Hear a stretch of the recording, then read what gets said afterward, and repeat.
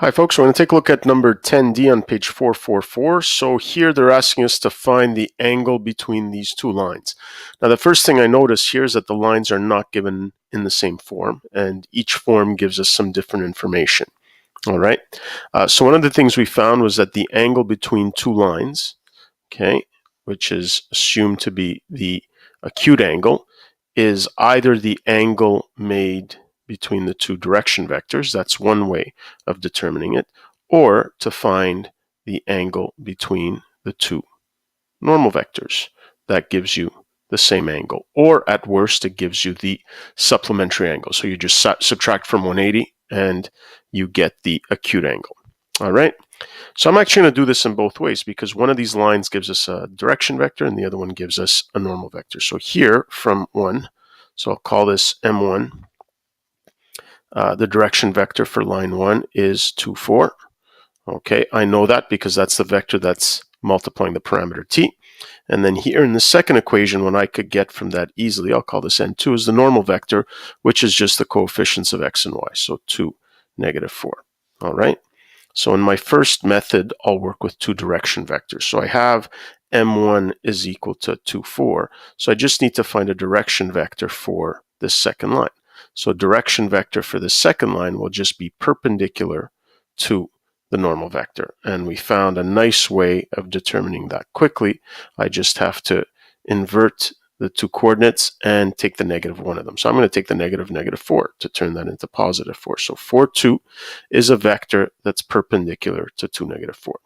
And so now let's find the angle between these using the cosine law, easiest way. And then we'll do the same thing with the other scenario and see if I get the same answer. Okay, so I'm going to take the dot product of the two direction vectors, so 2, 4 dotted with 4, 2, and that's going to be equal to the magnitude of the first vector. So 4 plus 16 is 20, magnitude of 20. Square root of 20, and here I have again 16 and 4. So again, square root of 20 times cos theta. So theta is going to be equal to cos inverse of, so let's figure this out. It's 8 plus 8 is 16 divided by, well, root 20 times root 20 is just 20. All right, so this will give us our answer. So let's just get our trusty calculator. So we have cos inverse of 16 over 20, and that gives us 36.87. All right, and that would be a perfectly valid way of doing it. The other way of doing it is to use two normal vectors. So since I already have a normal vector for number 2, I'm going to find the normal vector to number 1, and the normal vector, this is going to be number 1, is again using the same trick. I'm going to invert them and make one of them negative. So I'll take 4, negative 2. I could have also taken negative 4, 2. So let's see what that gives. So I'm going to do the same thing. So n1 dot n2, so 4, negative 2 dotted with 2, negative 4 is equal to, well, I see that these vectors are still going to have the same magnitudes as before because I've got 4 squared plus negative 2 squared. So this is square root of 20. Same thing here, square root of 20 times cos theta.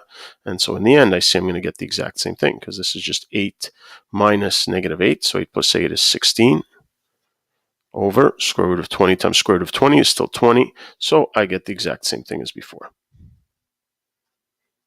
All right, so two ways of doing this, but in the end, what you needed to do is convert one of these vectors so that it was the same type of vector as found in the other equation. So whether I converted this direction vector into normal vector or this normal vector into direction vector, either way, I came up with the same answer. Now, the only other thing that could have happened, like for example here, had I taken negative 4, 2, I probably would have just gotten the supplementary angle. So I would have gotten something greater than 90, and I would have just subtracted that from 180. Okay, that's it for this one.